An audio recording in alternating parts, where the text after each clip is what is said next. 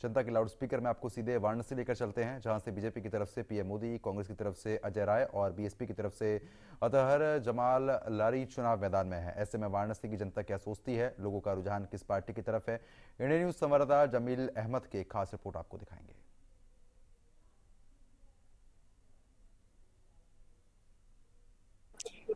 2024 के लोकसभा चुनाव बेहद नजदीक है। ऐसे में तमाम पार्टियां अपनी प्रत्याशी भी उतार चुके हैं और मैनिफेस्टो भी जारी हो चुका है। लगातार तैयारियां जोरों शोर पर चल रही है और हम इसमें मौजूद है बनारस में। प्रधानमंत्री नरेंद्र मोदी का यह संसदीय क्षेत्र है और तीसरी बार प्रधानमंत्री नरेंद्र मोदी यहां से ताल ठोक रहे हैं। उनके साथ इंडिया गठबंधन के जो प्रत्याशी हैं वो अजय राय हैं और वहीं बीएसपी ने अतहर जमाल लारी को भी मैदान में उतार दिया है। तमाम लोग यहाँ पर बातचीत करने के लिए काशी हिंदू विश्वविद्यालय के शोध छात्र हैं, कुछ समाजसेवी के लोग भी हैं यहाँ पर।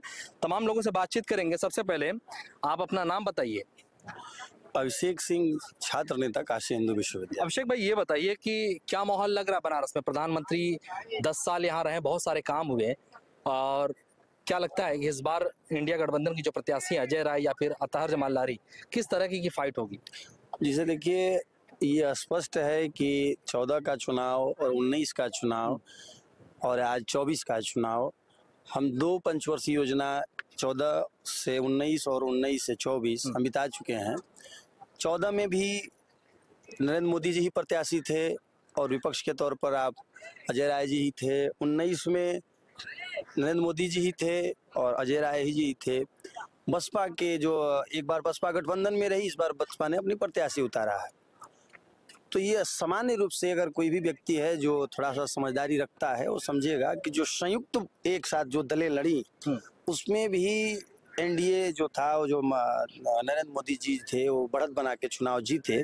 तो जब ये अलग अलग होकर के लड़ रहे हैं तो सवाल ही नहीं बनता है, क्योंकि जो मत है, सपा कांग्रेस तो साथ में है।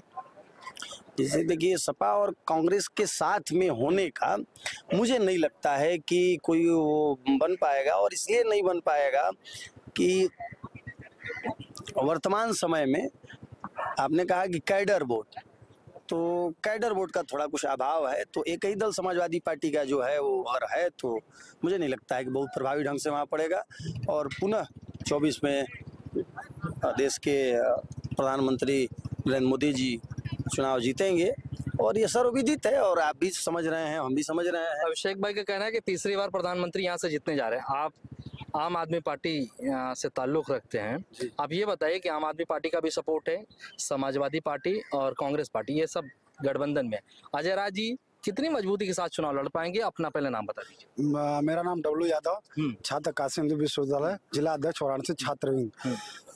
इस बार अजय राय जी कहीं न कहीं चुनाव बहुत मजबूती से चुनाव लड़ेंगे और उनके साथ हर वर्ग है और खास तौर पर सबसे ज्यादा युवा, क्योंकि इस बार जो भारतीय जनता पार्टी ने युवाओं के साथ की है, बेरोजगारी और छात्र संघ जो बंद करके जो एक छात्र नेताओं को एक रास्ता मिलता था राजनीति में जाने के लिए, इसको कहीं ना कहीं रोक के ये प्रधानमंत्री जी ये युवाओं को रोक के कहीं ना कहीं ये अपना नुकसान किए हैं। ये वोट बैंक जो युवाओं का है, ये कहीं ना कहीं अजय राय जी के साथ है और मजबूती से है। तो ये बताइए कि अतहर जमाल लारी भी आ गए बीएसपी से। मुस्लिम समाज जो था अब वो थोड़ा असमंजस की स्थिति में है कि वो जाए तो जाए। इससे देखिए, इंडिया गठबंधन को कोई फर्क नहीं पड़ेगा। कहीं ना कहीं मुस्लिम समुदाय भी जानती है कि इंडिया गठबंधन इस बार मजबूती से लड़ रही है और बीएसपी बी टीम के तौर पर यहाँ पे लारी जी को लड़ाई है और इससे अजय राय को कोई नुकसान नहीं होगा और जो मुस्लिम समुदाय है कहीं ना कहीं खुल के अजय राय जी को वोट देगी। आप किस तरीके से पूरा ओवरऑल देखते हैं इस बार 2024 के चुनाव? क्योंकि विकास की बात की जाए तो बहुत सारे काम हुए बनारस में, बनारस की जो तस्वीर है वो बिल्कुल बदली हुई है। तो आपको क्या लगता है कि इस बार का चुनाव किस मुद्दे पर होगा, कैसे होगा? नहीं, इस बार हमें लगता है कि अपने यहाँ माननीय नरेंद्र मोदी जी पिछले जितने वोटों से जीते थे पिछली बार, उससे कहीं ज्यादा वोटों से जीतेंगे। क्योंकि बनारस में, अपने काशी में बनारस में जितने विकास हुए हैं, विकास कार्यों को देख करके जो है इस बार काशी की जनता वोट करेगी नरेंद्र मोदी जी को। ये कह रहे विकास बहुत हुआ और विकास को देखते हुए काम करेगी। आप कांग्रेस से ताल्लुक रखते हैं, छात्र राजनीति कर रहे हैं, क्या नाम पड़ेगा आपका? जी, मेरा नाम डॉक्टर डी.आर. शशि है, मैं बनारस हिंदू यूनिवर्सिटी का। क्या लगता है कि मोदी जी को चुनौती दे पाएंगे आपके नेता? बिल्कुल बराबर बराबर की टक्कर है, 50-50% की टक्कर है। और रही बात बनारस में विकास की, तो विकास कुछ खास है नहीं। जो पहले की सरकारें थी, और समाजवादी पार्टी की सरकार थी, उसने यहाँ रोड मैप बनाया, उसने यहाँ का धरातल बनाया विकास के लिए। बाकी विकास का कुछ है ऐसा है नहीं, जितना मीडिया में दिखाया जाता है, जितना प्रचार प्रसार में किया जा रहा है। क्योंकि अभी आप देखिए, क्योटो की बात करते थे, क्योटो करते करते पूरा शहर जाम से फंसा रहता है। रोज इतने टोटो रोपवे मिल रहा है आपको बनारस में? रोपवे से काम नहीं चलेगा सर। जब हमको यहाँ जरूरत है पब्लिक ट्रांसपोर्टेशन की, बस की, रोपवे में 4 लोगों को बैठाएंगे, बस में आप 100 लोगों को बैठा करके लेके जाएंगे।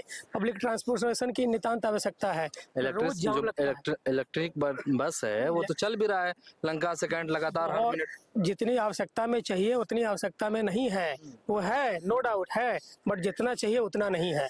और हाईवे बना दिए, उसको विकास नहीं कहेंगे। विकास तब कहेंगे जब आपके थाने में आपकी रिपोर्ट दर्ज होती हो, जब आपका हाई कोर्ट, सुप्रीम कोर्ट और जिला न्यायालयों में आपके मुकदमे सही समय पे निस्तारित किए जाते हों। पर्यावरण संरक्षण को लेकर के कोई भी काम नहीं हुआ है। माँ गंगा हमारे सामने है, मोदी जी चिल्ला करके आए थे, मैं किसी को नहीं बुलाया है, मुझे मेरी गंगा माँ ने बुलाया है। जबकि वोट दिया था बनारस की जनता ने। कितनी अच्छे ढंग से साफ है। और जितना गंगा जी के नाम पे उन्होंने बनारस को ठगा है। आप देखिए, आपने कहा कि पर्यावरण के दृष्टिकोण से कोई काम नहीं हुआ है। आप देखिए सामने बहुत स्पष्ट दिख रहा है, बहुत स्पष्ट दिख रहा है कि गंगा की जल कितनी स्वच्छ और साफ दिख रही है। तो जो चीजें प्रत्यक्ष रूप से दिख रहा है, उसमें प्रमाण की क्या आवश्यकता है? ये कह रहे हैं कि एनजीटी ने जुर्माना लगाया। एनजीटी ने अभी, हमारे सीनियर हैं डॉक्टर नहीं, नाम उनका मुझे याद नहीं आ रहा है, मुझे थोड़ी देर में बता दूंगा। उन्होंने यहाँ सिटी, टेंट सिटी बनी हुई थी, ये यहाँ के जहाँ से मतलब एनजीटी से अप्रूवल नहीं लिया गया था। 12 लाख रुपए का उनके पे जुर्माना लगा। और गंगा जी का देखिए ये हाल, तो मान लीजिए अभी तो शहर के पास का तो साफ है, अदर जगहों पे जाकर के देख लीजिए, गंगा जिस प्रकार से 2014 में थी, उससे बदतर स्थिति में यहाँ पहुंच गई है। और करोड़ों और खरबों रुपए का बजट पेश हो गया और गंगा अभी तक साफ नहीं हुई। आपके वो उमा भारती जी कहती थी कि अगर मेरी गंगा माँ साफ नहीं हुई तो मैं आत्मदाह कर लूंगी, ये कर लूंगी, वो कर लूंगी, बट आज वो मीडिया से गायब है, क्योंकि जनता उनसे सवाल पूछ लेगी। क्या मुद्दे होंगे और किस तरह का माहौल बनारस में आप देख पा रहे होंगे, क्योंकि आप लोग सोच छात्र हैं, लगातार लोगों से मिलना जुलना, आप भी 80 घाट पर लोग आते रहते हैं, तो लोगों का क्या मिजाज लगता है? आपकी ओपिनियन क्या कहते हैं कि इस बार कितना कड़ा मुकाबला या कितना बड़ी चुनौती अजय राय दे पाएंगे नरेंद्र मोदी को? इस बार कोई मुकाबला नहीं है। और आप देख सकते हैं घाट की साफ सफाई, और इसके पहले का आप देख सकते थे कि क्या थी बनारस में व्यवस्थाएं। और मोदी जी के खिलाफ अजय राय जी का कोई मुकाबला नहीं। मोदी जी इस बार रिकॉर्ड मतों से चुनाव जीतने वाले हैं। हो सकता है कि भारत में सबसे ज्यादा वोटों से मोदी जी बनारस से चुनाव जीतेंगे, और ये स्पष्ट है। यहाँ की जनता ये स्पष्ट कर चुकी है। चूंकि आप देखेंगे 3-4 लगातार चुनाव 19 के बाद जो हुई, 22 की विधानसभा चुनाव में सारे विधायक जीत गए। फिर अभी मेयर का, नगर निगम का चुनाव हुआ, उसमें वो भी चुनाव जीत गए सारे। तो यह स्पष्ट है कि मोदी जी रिकॉर्ड मतों से चुनाव जीत रहे हैं, और उनके विकास के कार्य अब धरातल पे दिख भी रहे हैं, जो लगातार 10 सालों से चल रहे हैं। आप जैसे देखेंगे रोपवे, भाई साहब ने कहा, हमारे बड़े भाई ने, कि रोपवे में 4 लोग जाएंगे। इनके जानकारी के लिए बता दूं कि रोपवे में एक बार में 25-25 लोग जाएंगे, और वो बिल्कुल अच्छा मोड ऑफ ट्रांसपोर्टेशन है, जिसमें ऊपर से जाएंगे और सस्ता mode of transportation. Her 10 minute में आपको रुपये मिलेगा। आप बताइए, आप भी बीएचयू से, आप रिसर्च स्कॉलर हैं, क्या माहौल है पूरे बनारस का? क्योंकि बनारस से मोदी जी हैं, अजय राय जी, अतहर जमाल लारी, तीनों में क्या लगता है कौन चुनाव जीत रहा है? निसंकोच यहाँ पे वाराणसी, काशी है, और प्रधानमंत्री जी के संसदीय क्षेत्र है। चुनाव तो वही जीतेंगे। प्रधानमंत्री जी को मत का कितना होगा ये तो नहीं बता सकते हैं, चार्ज उनको क्लियर होगा। लेकिन जो यहाँ की जनता अतहर जी को आने के बाद, प्रधानमंत्री जी को मत का कितना होगा ये तो नहीं बता सकते हैं, चार्ज उनको क्लियर होगा। लेकिन जो यहाँ की जनता अतहर जी को आने के बाद स्थितियाँ कुछ बदलेंगी। मुस्लिम बाहुल्य क्षेत्र जो वाराणसी में है वो किधर जाएगा ये तो देखने पड़ेगा। और कुछ विधानसभा ऐसी हैं जहां पे लोग अभी भी क्षेत्रों से कार्य को लेके काफी नाराजगी थी। कुछ दक्षिणी विधानसभा देख लेंगे या कैंट विधानसभा, जो सबसे बड़ी जो बात होती है कि सबसे शिक्षित वर्ग जो आता है कैंट विधानसभा में, और सबसे मत जो वोटिंग का परसेंटेज होता है सबसे कम कैंट विधानसभा में पड़ता है। तो कहीं ना कहीं देखना होगा कि क्या इस बार निर्वाचन आयोग ने कितनी पहल करके, और वोट बढ़ता है तो किसके पक्ष में जाता है, देखना होगा। हम लोग चाहेंगे कि बनारस का विकास। हमारे लारी को लेकर इन्होंने कहा कि मुस्लिम समाज थोड़ा सा असमंजस स्थिति में कि अब वो जाएगा किधर। इंडिया गठबंधन की तरफ जाएंगे या फिर बसपा की तरफ? आप बताइए, आप समाज सेवी हैं, क्या लगता है, आप यहाँ के लोकल भी हैं, किस तरह का माहौल पूरे बनारस में आप देख पा रहे होंगे चुनाव को लेकर? नहीं, मुस्लिम तो कुछ कटेंगे जरूर। अजय राय का नुकसान होगा, इससे मोदी तो जीतेगा चुनाव। मोदी जी जी जाए। हाँ, मोदी। आप श्री गोवर्धनपुर के यादव बाहुल्य क्षेत्र है। आप यादव हैं, हाँ। तो यादव समाज आपके इलाके के लोग किधर जा रहे हैं, किसको वोट करने जा रहे हैं? नहीं, यादव समाज तो अभी भी इंडिया गठबंधन के साथ है। अच्छा, वो पूरा इंडिया गठबंधन को ही वोट देगा। अभिषेक भाई, आपसे एक बार फिर से जानना चाहेंगे कि सारे लोगों का अपने अपने विचार थे। बनारस में काम की अगर बात करें तो काम बहुत हुए हैं। 10 साल में बनारस वाकई में बदला है। इस बदलते हुए मुद्दे को लेकर बनारस में मोदी जी आएंगे या फिर मोदी जी आ गए और बनारस में चुनाव खड़ा हो?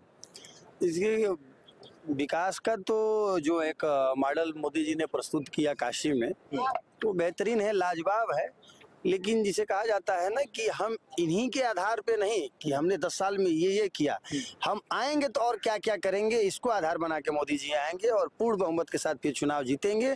और मुझे लगता है कि काशी प्रचंड बहुमत के साथ उनको यहाँ से विजय और उनको जीत सुनिश्चित करेंगे। कुछ नए और लाएंगे, ये तो दिख रहा है, पर जो नहीं दिख रहा है उसकी घोषणा करेंगे और वो आधार होगा बहुमत का। बिल्कुल, तमाम शोधार्थी हमारे साथ बातचीत करने के लिए था और प्रधानमंत्री ने अपने मैनिफेस्टो में भी ये कहा है कि 100 दिन 2024 के चुनाव के बाद 100 दिन बहुत अहम होगा और उसके बाद वो 5 साल उससे भी अहम होगा, उसके बाद 25 साल का वो रूपरेखा पूरे तरीके से तैयार की है। लेकिन बनारस की जो काशी हिंदू विश्वविद्यालय के तमाम शोध छात्र थे वो अपने अपने विचार रखे और निश्चित तौर पर प्रधानमंत्री नरेंद्र मोदी बनारस में तीसरी बार जीतने जा रहे हैं, ऐसा इन लोगों का कहना है। क्योंकि इंडिया गठबंधन के जो प्रत्याशी अजय राय हैं वो 2 बार से चुनाव लड़ चुके हैं और 2 बार हारे भी हैं, लेकिन इस बार अतहर जमाल लारी को बसपा ने मैदान में उतारा है। मुस्लिम समाज अब बढ़ रहे हैं, तो अब देखना दिलचस्प होगा कि 2024 के लोकसभा चुनाव में जो बनारस की तस्वीर वो क्या होगी। और जो तो आपको गोरखपुर लेकर चलते हैं, जहां पर लोकसभा चुनाव को लेकर बीजेपी, कांग्रेस और सपा के बीच कड़ी टक्कर देखने को मिल रही है। अपने अपने मनपसंद प्रत्याशी और पार्टियों को लेकर गोरखपुर की जनता क्या सोचती है, लोगों का क्या मूड है, इंडियन न्यूज संवाददाता सुशील कुमार की एक खास रिपोर्ट आपको दिखाते हैं। लोकसभा चुनाव 2024 को लेकर बिगुल फूका हुआ है और लगातार चारों तरफ प्रत्याशी वोटरों के दरवाजे पे पहुंच रहे हैं। लेकिन ऐसे में सवाल ये उठता है कि मौजूदा सांसद, मौजूदा जनप्रतिनिधि ने कितनी बदली अपने शहर की तस्वीर। गोरखपुर में दो लोकसभा क्षेत्र है, एक सदर और दूसरा बांसगांव। हम इस समय बांसगांव संसदीय क्षेत्र में मौजूद है, जहां पर 3 बार से सांसद कमलेश पासवान है। इस बार चौथी बार वो मैदान में है भारतीय जनता पार्टी के जो है बैनर से। तो कहीं ना कहीं कितना बदला है कौड़ीराम, कितना बदला है बांसगांव, कितनी बदली है सूरत, इसको लेकर हम आम जनता से बातचीत करेंगे, उनसे पूछेंगे और ये जानने की कोशिश करेंगे। ये बताइए कि कौड़ीराम, बांसगांव की बात करें तो यहाँ पर 3 बार से सांसद आपके कमलेश पासवान रहे हैं। क्या लग रहा है कि कितना बदला है बांसगांव इन 3 सालों के अंदर? ये चौथी बार वो मैदान में है। 3 सालों के अंदर तो मुझे तो एकदम बदलाव नहीं दिखा। वही जो भी यहाँ की मूलभूत समस्याएं हैं, एक भी पूरे मार्केट में पानी का टोटी नहीं है, जबकि टंकी यहाँ है। पूरे कौड़ीराम में आधे से अधिक जगह सप्लाई नहीं है। सड़कों की हालत, माननीय सांसद जी जहाँ हैं रहते हैं उनके वहाँ एक सड़क गई है, उसी को देख लीजिएगा। बहुत कोई बदलाव तो मुझे नहीं दिखता है। अच्छा, बदलाव नहीं दिखता, फिर भी 3 बार से वो सांसद हैं, ऐसा क्यों? अब ये तो सोचने की बात है। सांसद हैं 3 बार से, जो भी उनके विपक्ष में खड़ा हुआ वो उस दमदारी से अपनी उपस्थिति दर्ज नहीं करा पाया। इस बार क्या लग रहा है, एनडीए गठबंधन भी दमदारी से खड़ा होगा? इस बार लगता तो यही है, क्योंकि विकास तो कहीं से नहीं दिखता है। हम वो अपने आंकड़े की बाजीगरी में दिखा दें, ये सड़क बनी है, वो सड़क बनी है, वो दूसरी बात है। लेकिन स्थानीय स्तर पर कोई स्थानीय बता दे कौड़ीराम मार्केट में कौन ऐसा रद्दोबदल हुआ है, कोई कुछ रद्दोबदल होगा तो बताएं। ये जो प्रत्याशी है वो भी 2 बार पहले भी बसपा से हार चुके हैं, तीसरी बार एनडीए गठबंधन से। हाँ, हार चुके हैं, लेकिन इसके पहले ये यहाँ बसपा सरकार में मंत्री भी रह चुके हैं। हाँ, बिल्कुल ठीक है, आपने मंत्री भी रह चुके हैं। कितना बदला है बांसगांव, क्या लग रहा है? आम जनता अपने हिसाब से देखती है तो क्या लग रहा है कि अभी जो मौजूदा सांसद थे उनसे कितनी और अपेक्षा है, या फिर अभी किस हिसाब से वोट करेंगे वो? सबसे पहले मैं कौड़ीराम की धरती पर आपके चैनल का मैं स्वागत करता हूँ, और आपने यहाँ की मूलभूत समुदायों के जो समस्याओं को उसको आपने उजागर करने के लिए जो सवाल पूछा है, तो कौड़ीराम की समस्याएं अनगिनत हैं। कौड़ीराम की सबसे बमूल समस्या, कौड़ीराम जो है जाम का क्षेत्र बन गया है। जाम यहाँ आए दिन लगता है, इस पर आज तक सरकार ने कोई विशेष ध्यान नहीं दिया। दूसरी चीज कौड़ीराम में नाली की समस्या है, जल निकासी की समस्या है। यहाँ के जो भी जनप्रतिनिधि हैं इस पर कोई ध्यान नहीं देते हैं। समस्याओं का बार है। अभी तो तार है, बिजली का बदला गया नहीं, जज्जत तार भी पड़े हुए थे, ये भी एक समस्या है। तमाम समस्याओं को देखते हुए कौड़ीराम की जनता अगर परिवर्तन चाहती है तो फिर इनके कारणों से नहीं होगी, अपनी समस्याओं से होगी। हम अपनी समस्याओं पर ध्यान देंगे तो जरूर परिवर्तन चाहेंगे। और ये जो भी ये परिवर्तन चल रहा है, जो भी ये 2 बार से 3 बार से जो ये सांसद हो रहे हैं, यह इनके क्रियाकलाप से नहीं, यह योगी और मोदी के नाम पर जीतते हैं। हाँ, ये बात मुझे भी सुनाई दिया था कि यहाँ पर योगी और मोदी के नाम पे वोट पड़ता है, यहाँ पर जो प्रत्याशी है उनके नहीं। इनको अपने नाम से कुछ वोट मिलने वाला नहीं है। हाँ, ये खुले मन से कोई कहने वाला नहीं है। तो क्या इस बार भी वही जादू चलेगा? जादू तो लग रहा है चल रहा है वही। समस्याएं तो बहुत है, नहीं कोई ध्यान दे रहा है। यानी समस्याएं हैं, उसके बाद भी केवल चेहरा एक नजर आता है। क्या लग रहा है, आप लोग स्थानीय हैं, यहाँ पर कितना विकास हुआ है, या इस बार जो जनता है वो क्या समझ के वोट करेगी? विकास क्या हुआ? विकास अभी कुछ नहीं हुआ। 3 बार से आश्वासन दे रहा कौड़ीराम को टाउन एरिया बनाने के लिए, एक बार भी आवाज नहीं उठा टाउन एरिया कौड़ीराम को बनाया जाए। ये नाली जो तेलगगड़ा में मिलाने के लिए बात हुआ था, अगले बार का आश्वासन है, इस बार भी नाली नहीं मिलाया गया है। 20 रास्ते में छोड़ दिया गया है, वहाँ तमाम पानी लगता है, उत्ती लगता है। और मोदी और योगी के नाम पर ही वोट पाएंगे, जो व्यक्तिगत कारणों से कुछ नहीं है। ये हमारे बगल की रहे, लेकिन अपना रोड नहीं बनवाए हैं पूरा। लेकिन जनता तो विकास चाहती है और विकास के नाम पे वोट करती है, लेकिन यहाँ पर एकदम अलग है। नहीं, राष्ट्रीय कारणों से लोग मोदी और योगी को लाने के लिए वोट करते हैं। प्रत्याशी का विरोध करते हैं, लेकिन वोट देना ही पड़ेगा। भाजपा को ही वोट देते हैं लोग। तो कैसे विकास होगा फिर? तो होगा तो हो ही रहा है। राष्ट्र में कोई विकल्प नहीं है मोदी के अलावा। आप लोग के विश्वास पर इंडी गठबंधन और तमाम लोग इसी में बह जाएंगे हवा में? बह ही रहे हैं। हाँ। चलिए और भी लोग से बात करते हैं। अच्छा, कुछ कांग्रेसी भी हमारे साथ आ गए हैं, आप लोग भी यहाँ पे पहुंचे हैं कौड़ीराम। क्या लग रहा है, यहाँ की जनता तो कह रही है कि कोई विकास नहीं हुआ है, लेकिन फिर भी वोट करेंगे? नहीं, सबसे पहले आप चैनल को बहुत बहुत धन्यवाद, और आपको भी खास तौर से जो आवाम की खबर को आप पहुँचाते हैं। सबसे बड़ी बात है कि अभी आपने जिन लोगों से पूछा, उन्होंने कहा कि विकास नहीं हुआ है। जाहिर सी बात है, विकास नहीं हुआ है। जब विकास नहीं होता किसी क्षेत्र का तो उसका निकास होता है, और निश्चित तौर से विकास नहीं हुआ तो निकास जो है वो होना तय है, ये तो होना ही होना है। जब 133 करोड़ जो है जनता का प्रतिनिधित्व करने वाले देश के हमारे प्रधानमंत्री जो है, जब वो जो है झूठ बोल सकते हैं, तो उनके जो सांसद हो या स्थानीय या मंत्री हो, वो कहाँ से जो है अछूते रहेंगे। तो पहले सबसे पहले अपने आप को देखने की जरूरत है। जिस तरह से जो है आज जो है देश की जनता परेशान मरमाहित है, चाहे विकास का मुद्दा हो, चाहे जो है महिलाओं का मुद्दा हो, चाहे रोजगार का मुद्दा हो, चाहे चिकित्सा का मुद्दा हो, चाहे शिक्षा का मुद्दा हो, इस पर तो हर आदमी जो है खामोश है। इस वर्तमान की सरकार के जितने भी नेता हैं, चाहे मंत्री हो, चाहे हमारे प्रधानमंत्री हो, चाहे उत्तर प्रदेश बहुत बड़ा सूबा है, इसके जो है मुख्यमंत्री हो, इस पर कोई वो नहीं है। ये बताए कब तक लालीपॉप देकर काम चलेगा? लेकिन फिर भी तो जीत तो हो जाती है। अब ऐसे में बांसगांव की तस्वीर कैसे बदलेगी?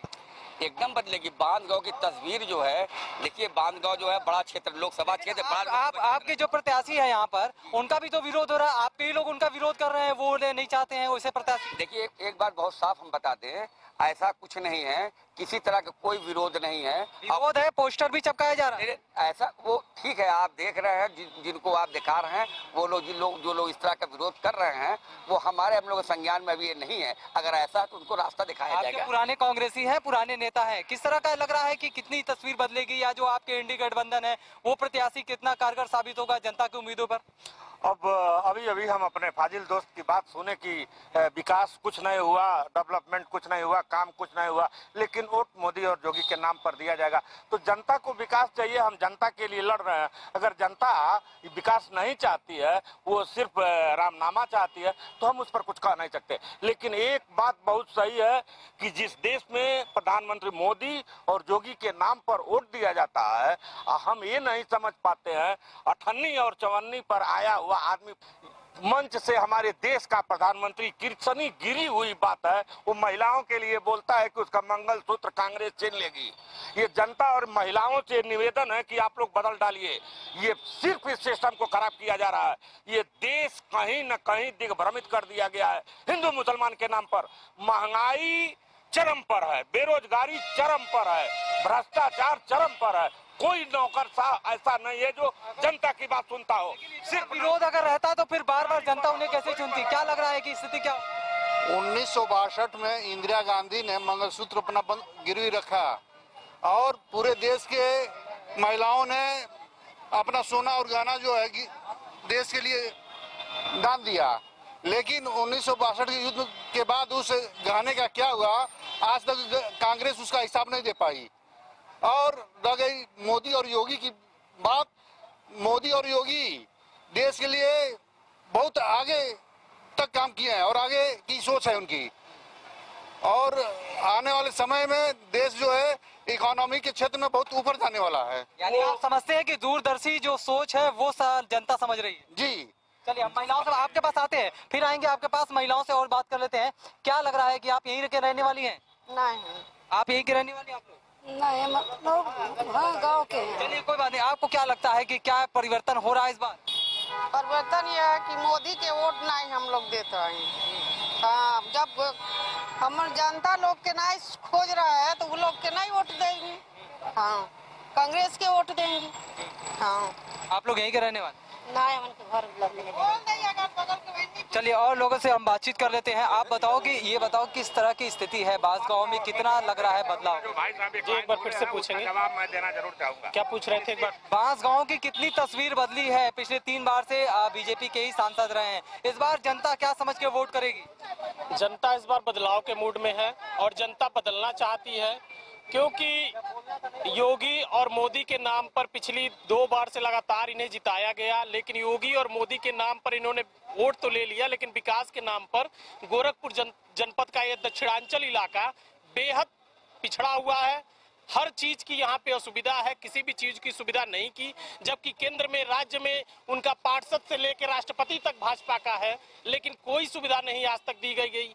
आज दक्षिणांचल ये कटा हुआ है गोरखपुर जनपद से। कोई विकास के नाम पर सांसद महोदय यहाँ पर गायब रहते हैं। पिछले दिनों तो उनका पोस्टर भी लगा था कि लापता सांसद को ढूंढो, लापता सांसद को पकड़ के लाओ। लगता है लेकिन फिर भी जीतते वही हैं। मैं एक चीज ये जानना चाहता हूँ कि क्या इस बार जनता क्या मूड रही है, जनता क्या सोच रही है, जनता किस तरह के किस चीजों को लेकर के वोट करेगी? क्योंकि आप अगर यहाँ के रहने वाले हैं तो कितना बदला है बांसगांव, मैं ये जानना चाहता हूँ। जनता जो विकास के नाम पे वोट करेगी। आज गोरखपुर जाने के लिए 4 लाइन हाईवे बना हुआ है। एक समय था कि गोरखपुर जाने के लिए हमें मशक्कत करनी पड़ती थी। सड़क गड्ढे में है कि गड्ढे में सड़क है पता नहीं चलता था। और इधर पूर्वांचल में जो है सड़क का जाल बिछा हुआ है। आप यहाँ से गोरखपुर जाइए और गोरखपुर से पूरे देश में के किसी भी कोने में चले जा सकते हैं आप। अच्छा एक चीज ये बताइए कि क्या वजह, जब प्रत्याशी जब चुनाव होता है तभी प्रत्याशी सामने आता है? नहीं बोल पाई। हेलो बोली। आप बताइए क्या प्रत्याशी, अच्छा ये बताइए प्रत्याशी जब भी किसी पार्टी का हो, जब चुनाव आता है तभी आपके पास क्या इनके पहले जो इंडी गठबंधन के प्रत्याशी हैं उन्हें इसके पहले आपने देखा है? पहले तो उनका यहाँ आवास था, 4 लेन बन जाने के नाते यहाँ से निकल गए, नहीं तो आवास था तो यहाँ रहते थे वो। अब नहीं रहते? अभी यहाँ नहीं। अब जब वो आपके सामने मैदान में है तो फिर क्या लग रहा है कि आप लोग कुछ सोचेंगे? बिल्कुल सोचेंगे, पुराने नेता हैं। लेकिन बांसगांव तो ये चाहता है कि हर बार केवल वोट करता है तो सिर्फ एनडी गठबंधन के जो प्रत्याशी हैं ये पहले बसपा में थे, ये कांग्रेस में चले गए, अभी चुनाव लड़ने के लिए चले। कांग्रेस का कोई भी मूलभूत प्रत्याशी इस पार्टी से नहीं आया है, ये बसपा से सीधे कांग्रेस में गए और कांग्रेस से इनको टिकट मिल गया है। जबकि सपा और इसका कांग्रेस का गठबंधन है तो उसमें इनको थोपा गया। जब कार्यकर्ता भी इसको उनको स्वीकार नहीं कर रहे हैं। कार्यकर्ता सपा और कांग्रेस के उनके मूलभूत पार्टी का कोई प्रत्याशी है तो उसको स्वीकार करते, ना तो कोई सपा का प्रत्याशी है ना कोई कांग्रेस का प्रत्याशी है। बिल्कुल ठीक है। आपसे मैं ये बात करता हूँ क्योंकि आप बुजुर्ग हैं, बहुत सालों से वोट करते होंगे। क्या लग रहा है पहले के वोटिंग में आज के वोटिंग में, पहले के जनप्रतिनिधि में आज के जनप्रतिनिधि में कितना अंतर है? बहुत अंतर है। क्या अंतर नजर आ रहा है? क्या अंतर नजर आ रहा है? अंतर ही है कि तावा पर रोटी जब तावा जलता है, वो जलता है तो उसको पलटा जाता है इधर उधर, तब सही होता है रोटी खाने पीने वाला।